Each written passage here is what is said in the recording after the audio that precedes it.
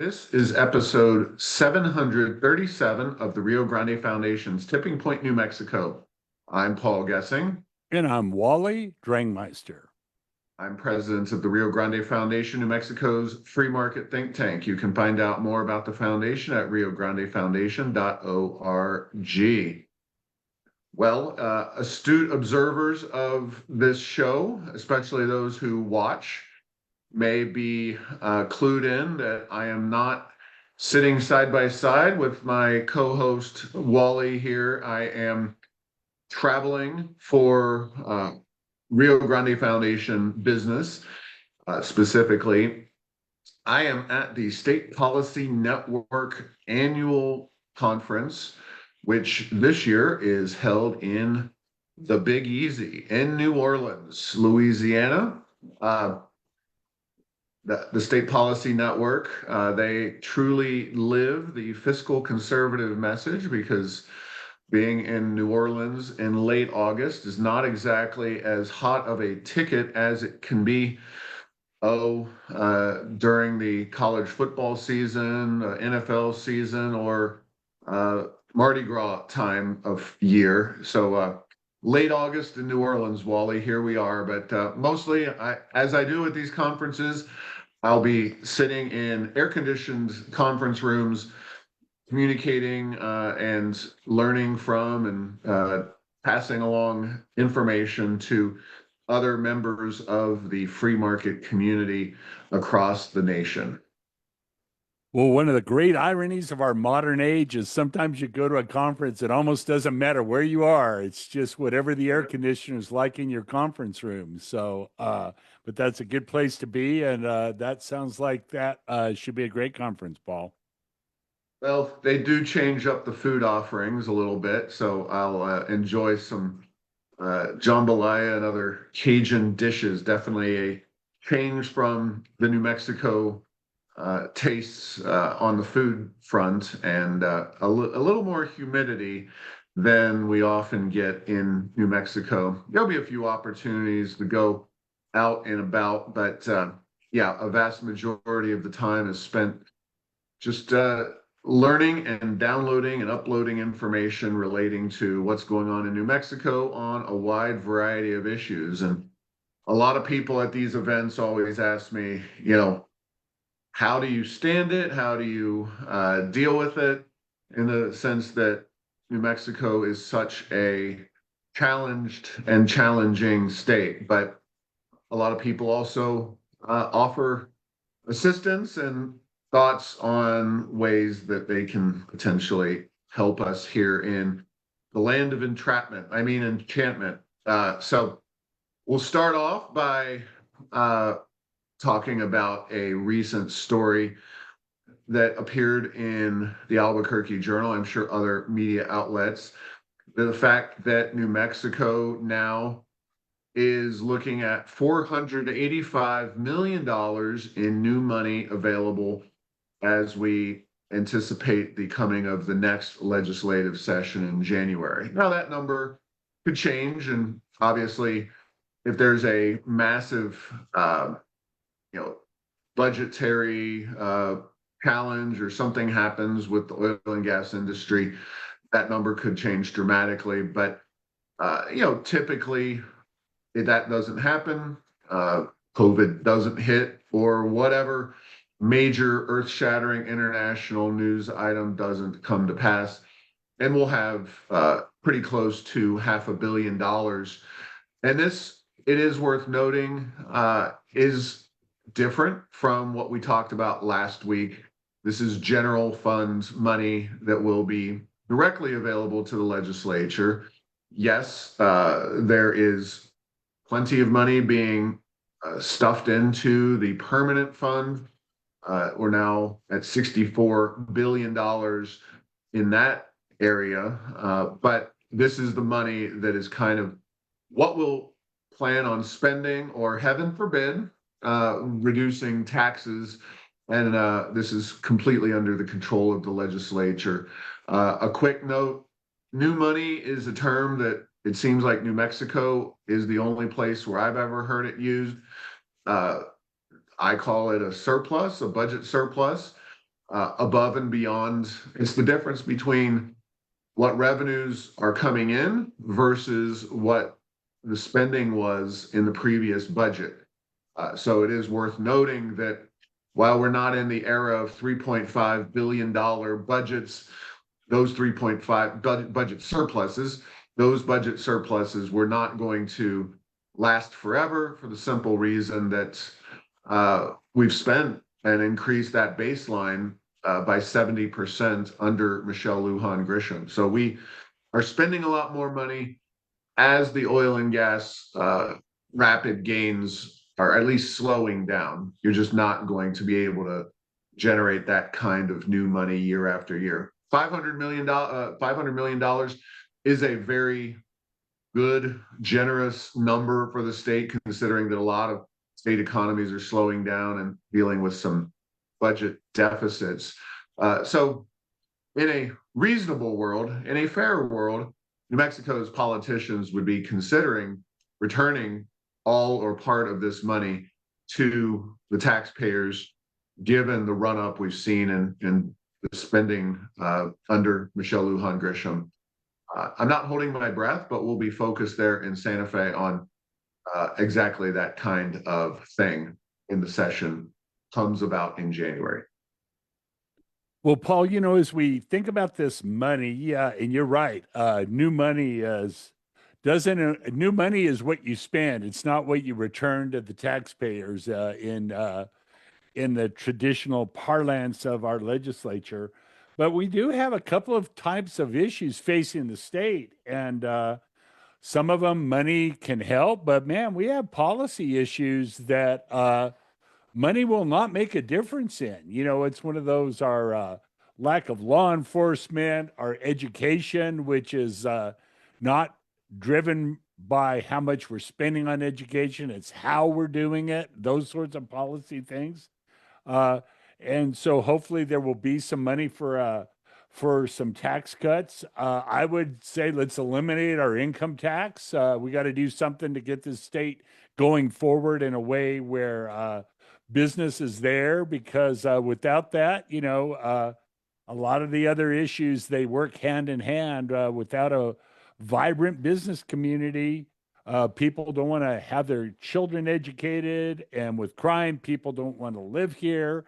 And if people don't want to live here, then there's not health care because there's not a good environment for doctors. And all these things are kind of weaving together. Not that they haven't been talked about by the Rio Grande Foundation for quite a long time, but at some point maybe some kind of concerted action for the problems really facing the state will be the focus, as opposed to just let's throw money at something on a policy side that's not really hasn't worked in the past and probably won't work in the future. Yeah, and if you check out that Albuquerque Journal story by Dan Boyd, really interesting trend to watch. So this is revenue growth going back to 2021. Starting that year, 2.9% year over year revenue increase. 22, 19.7%. 23, 19.8%. 2024, 12.6%.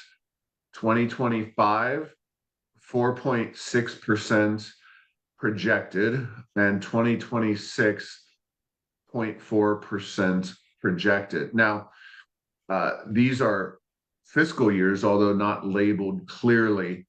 So we are out of the 2025 fiscal year that ended at the end of June of this year, and yet the numbers aren't completely put to bed, so to speak, but I think we're pretty solid. So this is the 2026 fiscal year that we'll be debating the budget in Santa Fe. 0.4%. That is a much smaller number, especially when you consider the near 20% growth year over year for a few years and in double digits in 2024. Uh, New Mexico remains awash in revenue. It is a purely political decision that has led our politicians to choose not to return any of that money to average New Mexicans, to improve our business climate, to do anything that would help make our state more economically successful and more diversified. And it's something that just because we're seeing that number grow less uh, does not mean that with good leadership we could not see tax cuts brought forth. There are pots of money and the permanent fund, which could be, there could be ways to tap into that if necessary. I don't think it is necessary to cut taxes, but certainly the money is available if it's a priority. But clearly, as we have said time and time again on this show, it is not a priority in Santa Fe. And that is driven by the fact that, unfortunately, at least a majority of the voters or majority of the votes, whether those are the same things or not, whatever the case may be, voters in New Mexico have tended to not prioritize that relative to other things, spending increases, et cetera.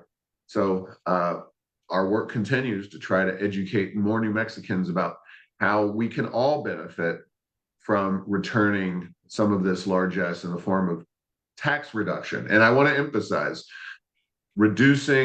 eliminating taxes could and should be the approach. If we want to do something like what Alaska does, where they set up the permanent funds to provide a dividend for people, we are all in favor of that. But at worst, that should be a two-track process. New Mexico needs those tax reductions, tax elimination, in order to compete economically with our neighboring states. Permanent funds, that's a nice benefit, and we should get some of that money back as New Mexicans, but that is to us a secondary priority. Yeah, Paul, and as we look at New Mexico, just compare, to some of our neighbors that have a lot more discipline in the growth of their state governor, north, east, and west, and even in Colorado, which is a pretty darn progressive place with their taxpayer Bill of Rights, they're limited to a growth in spending of inflation plus population growth. And even though during the COVID era, you had 5, 6, 7% inflation a few years, nothing like these huge increases in spending that New Mexico has put forth over the past many years. Yeah, and there's a great chart. It's nothing new, but this one was from the Visual Capitalist. I retweeted it or tweeted it out. It shows top income tax rates by state. Nothing shocking there. New Mexico at 5.9% is the highest, tied for highest in the Intermountain West. What does that mean if you're not familiar with it? Well, we are tied with Montana for the top income tax rates outside of the West Coast. Once you get past really Minnesota, Iowa, Missouri, Minnesota does have a very high rate, but once you kind of get out to the prairie and the mountains, until you hit that West Coast of California, Oregon, and Washington, we are tied for the highest top rate of our income tax, certainly the highest in the Southwest. You mentioned progressive Colorado, they're 4.4% top tax rate. Utah, 4.6% top tax rate. Arizona, this is income, of course. Arizona, 2.5. Texas, 0. Oklahoma, 4.8. So we have a lot of work to do on that issue, not to even factor in the things like the gross receipts tax, Worth noting that Montana has no sales tax. So, you got to compare apples and oranges. And again, New Mexico, uniquely among all of those states, uniquely in the nation, has this oil and gas boom that we have seen in recent years. And we're not really doing anything with it. So we'll keep banging this drum and keep talking about it, because really, I think it's safe to say that if I had a magic wand to do one policy, it would be to eliminate the New Mexico income tax. I think that would probably move New Mexico further and faster in an economically positive direction than any other single policy move. Reform of the gross receipts tax would be a close second, Wally, but we could do a heck of a lot more in terms of putting ourselves on the map. Not everybody understands the gross receipts tax in New Mexico is kind of one of those things you don't really understand it until you deal with it. But most people just gloss over New Mexico when they look at where they're going to do business. The income tax, you got a lot of organizations, a lot of people who track that information, and suddenly it would put New Mexico in the discussion if we did that. No, Paul, and you are right on. Where I think the biggest thing that would have the most impact is reforming our gross receipts tax. But as you say, people don't understand it, particularly in terms of people coming here to know that we didn't have an income tax. Would definitely put us on the map. And guess what? Getting rid of our income tax, not that much money relative to gross receipts tax, but as you say, it has that kind of marquee kind of top line. Hey, that's a place that I might look going to. They don't even have an income tax there. All right. Well, next topic up. I was recently in the National Review writing about the victory that we've had in Washington and with Congress and the Trump administration repealing EV mandates. Also noting that the subsidies for those electric vehicles still in place while they're disappearing at the federal level. The fact is that we saw a dramatic shift away from electric vehicles in the first quarter of 2025. And, quite honestly, Michelle Lujan Grisham should be thanking her lucky stars, thanking President Trump that we no longer have this unrealistic 43% mandate, with New Mexico barely selling or not even selling due to the drop in Q1 2025. We actually went below 5% on the EV sales. So I write about this at National Review, and folks on this program can read that article at Rio Grande Foundation or Heirs of Enchantment, our websites. Because if you go to National Review and you don't have a subscription, it's behind a paywall. So because you're in the know and you're part of this conversation, you can go read that article for free at our websites. Paul, one thing on the as we look at this kind of EV issue going forward, I have a feeling that the third quarter of this year will be high because people are buying ahead of the subsidy going away. That is probably so don't true. don't be fooled about, I'm just saying, it's like, there's a lot of demand has been compressed into a few months, but then it'll be interesting to see what October sales look like after the federal subsidy is gone. Yeah, and it is worth noting that there are federal subsidies that still exist that Trump and Congress, I don't know who, Trump or Congress they're on their way out, whereas the state subsidies that New Mexico and other states, of course, blue states being the most generous, but other states do have some form of EV subsidies on the books. Not all of them, but many of them.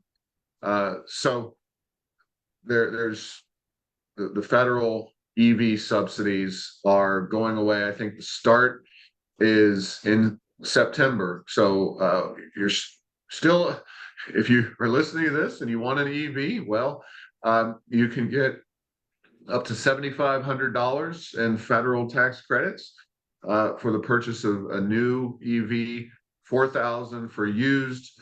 Those are available through the end of September. You can also get $1,000 from the feds, a tax credit for EV charging stations. That's available through June 30th of 2026. And of course, that one goes away more than likely. New Mexico's also got its own tax credit, $3,000 for the purchase of a new or used EV, and a tax credit of up to $25,000 for the purchase and installation of fast charging units. So it's kind of the latest and greatest charging units. So the federal government wisely has chosen the path of not throwing money at some of the wealthiest automobile buyers on the planet. New Mexico, on the other hand, continues the pace because, of course, we are not governed as well, really, as anybody. Federal, state, we're right up there among the worst governed places, certainly in the nation. So check that article out. And any thoughts on that, Wally? Well, it is, No. we have a natural experiment about really how strong is demand with and without the subsidies that's going to be coming up. And if it's, if what happened to our friends in Germany when they had to get rid of their subsidy in 20 at the end of 2023 because of their budget crisis caused by their crazy energy policies, to put it bluntly. They saw a big slowdown in sales, and so I do have a feeling that that's going to be the case. And doesn't mean that EVs are bad, but boy, if the the force feeding of the growth of that market is not necessarily good, given all the shortcomings with charging infrastructure and electricity, driving the costs up of that by trying to grow too quickly. And that was all before we even started talking about large language models and AI growth. So I do think that this is a we dodged a bit of a bullet with regard to a lot of bad things that were going to happen if we kept on the same path that we were on. Well, Wally, it's that's a good transition there, my friends, because we're going to talk about electricity here in a second. And this is an area where your expertise specifically comes into play, given that you have work experience at PNM, now known as Texas, New Mexico, TXNM on the ticker. But for the time being, we'll just call it PNM for our purposes. We have known for a few months that there is an attempted merger afoot, round two, if you will.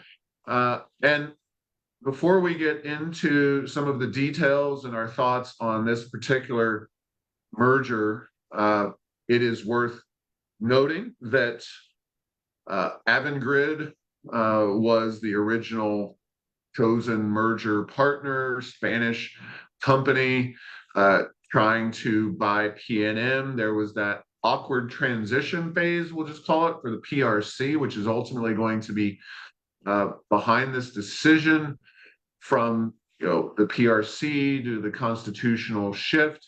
5 elected members on a statewide basis, 3 members appointed by the governor.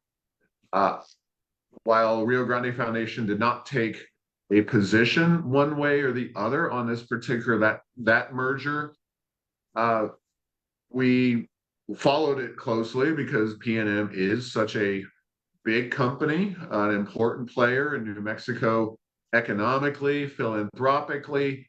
Uh, they're a big deal. So, also, of course, and I definitely want to get your thoughts on this. You know, they are so heavily regulated. The PRC, uh, has historically been a pretty hostile entity when it comes to the businesses that it regulates. The Rio Grande Foundation did support and continues to support the constitutional amendments that changed the PRC, Public Regulation Commission's approach or its makeup. While we're certainly not fans of Michelle Lujan Grisham, we do see the opportunity for potentially better governance at the PRC, regardless of who the governor is. But certainly, if New Mexico politics hold to form, a Republican could be next in line to nominate their folks to the PRC. But this is going to be, I think, first major test of the PRC in its newly reconstituted form. So before we dive into some of these details, Wally, your thoughts on some of that background there?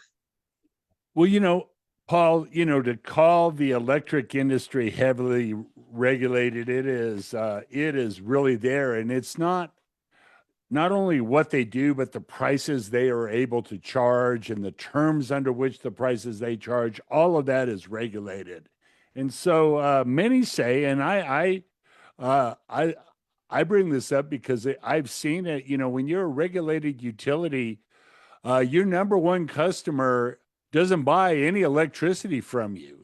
Your number one customer is the regulator because they're the ones that decide in this, environment how much money you make and how much money you can charge and how much of your earnings you get to keep.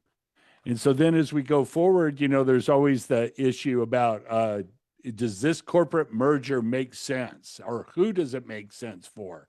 And it's one of those things that utilities are large entities. The fact that this is 11 billion plus dollar merger shows that it's a big amount. And would PNM be able to get more economies of scale, lower financing costs to grow their system and do other things with it with this merger, as compared to if it doesn't happen? And the answer to these things are always, yeah, maybe it can, maybe it can't. Mergers are tricky things, and not a lot of them are very successful, and many of them do not really bring the benefits that they purport on the front end.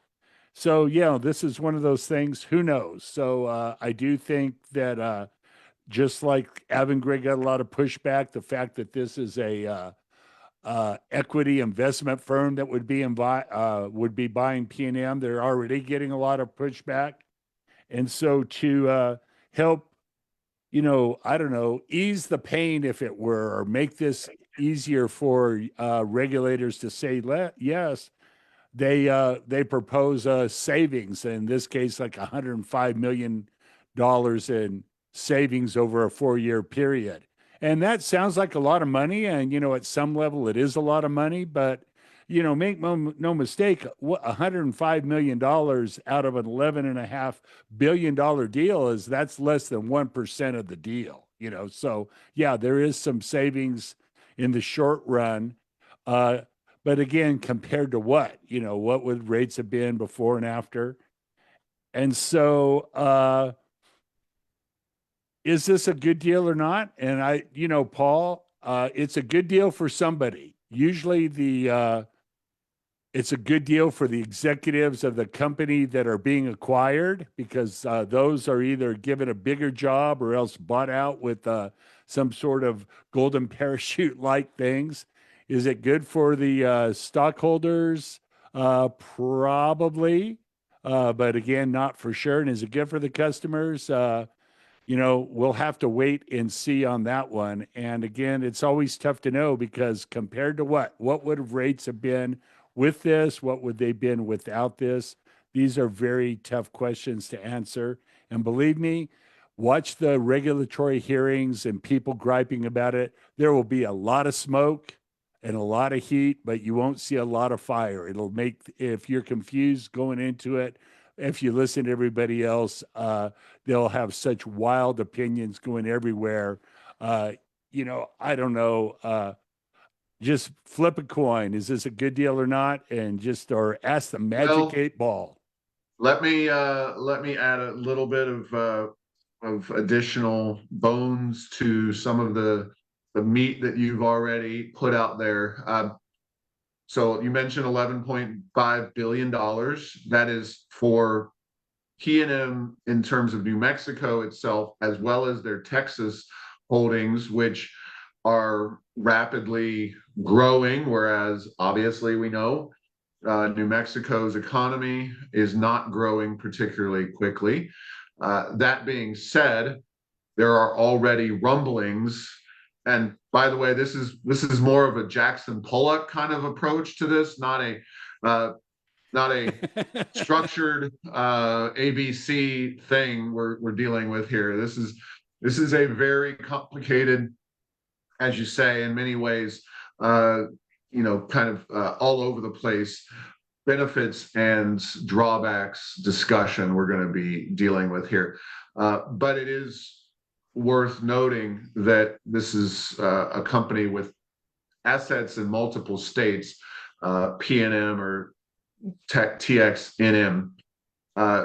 So New Mexico not growing so fast, but uh, one of the things that is on the horizon in terms of starting to drive up electricity demand is, of course, AI.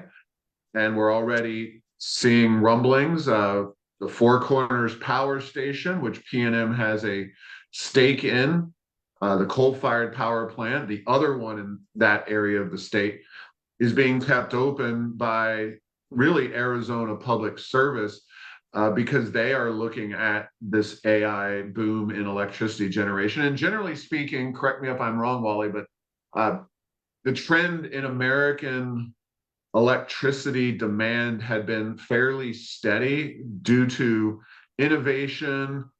There's a meme going around on social media, and one of them is, we've invested in all these energy efficient appliances and light bulbs and stuff. Where are the savings? Well, the savings is in the sense that those efficiency gains are being offset by all the devices and all the other nifty things that we use for electricity. So, but generally speaking, electricity demand had not been growing for a couple of decades in the United States. Am I misplaced in that statement?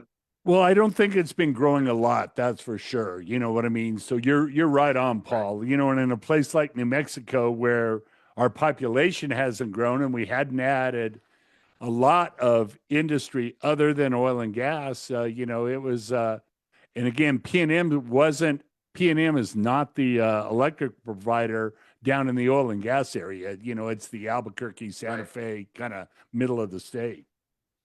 Right. So that could be a trend that is changing in the near future. And New Mexico is a state that could be in line to see, kind of like data centers.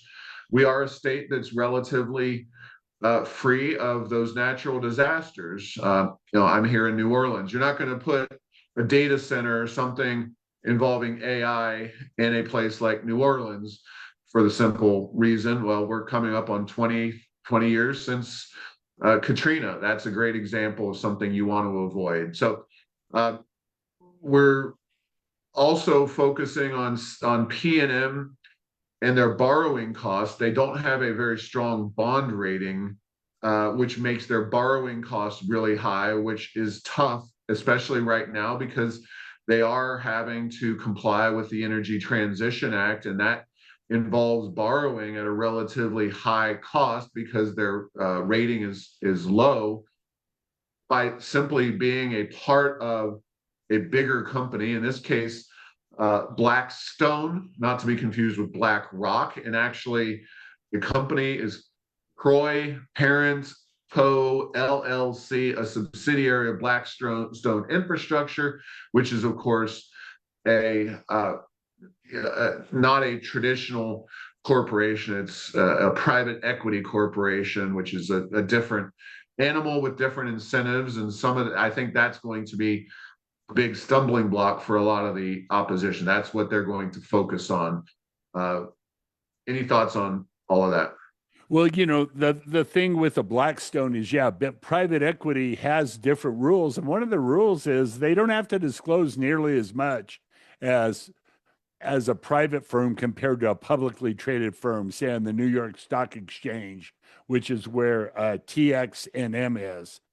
And then, the other thing that's interesting is, the fact that PNM used to be Public Service Company in New Mexico, oh yeah, with some assets in Texas, and then the fact that it switched around to TXNM is a pretty good indication about where recent growth has been, as well as maybe potential future growth. You don't make a change like that. Let's face it, if you have a horse named Secretariat, you don't go ahead and name it Old Glue for no reason. And that's an extreme example. But, if PNM Texas New Mexico power company gets acquired, there sometimes there's multiple deals. So, if they were buying New Mexico to get Texas, at some point they try to sell New Mexico to somebody else? And the answer is, I don't know. And so, I'm just looking at this thing strategically. Would they be able to do that? Would the regulators let them, which is always the issue? And as we go forward, it's interesting. There's regulators in Texas too, but those get talked about a whole lot less than regulators in New Mexico when it comes to deals like selling the utility to Blackstone. And the one thing I'll additionally say is that New Mexico justifiably does have a negative reputation when it comes to its regulatory environment, on top of all the taxes and the education system and the crime. When you look at the relatively small number of businesses that are headquartered here, there are very good reasons for that. PNM, of course, is the by far largest company that's publicly traded, that's based in New Mexico.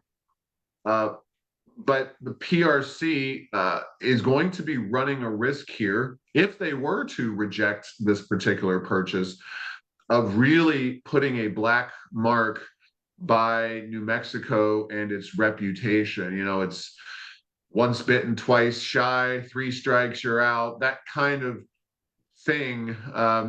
You you can't be Goldilocks here, regulatorily speaking, and reject too hot, too cold.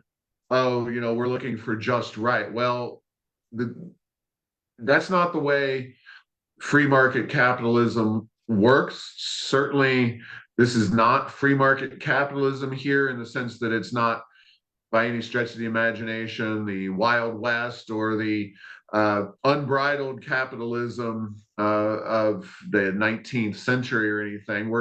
This is a regulatory process and a regulated company. So throw that out the window. But just the fact that you've already rejected one of these mergers with the PRC, does the PRC now wish to reject another one?